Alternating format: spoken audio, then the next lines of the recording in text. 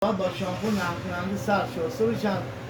وات لامپ باید حتما 55 باشه، حتما استاندارد خود ماشین. استاندارد خود ماشین باشه.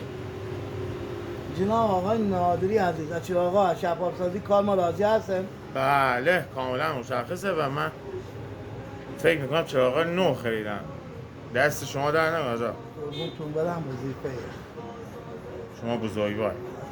فقط دقت کنید چقدر شفاف شد. حالا فیلم قبلش هم که گرفتیم میذارم خدمتتون که در بودنشه. الان نگاه کنید. عین کمپانی.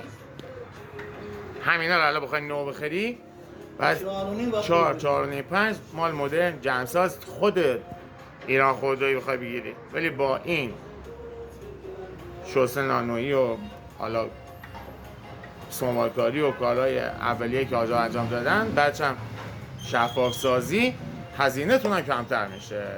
رخ ماشین خوشگل‌تر میشه، بله ماشین خوشگل‌تر میشه. بله مشخصه دیگه آجا. چراغاتون هم نورش خوب میشه، همین که چراغاتون خوشگل و زیبا میشن.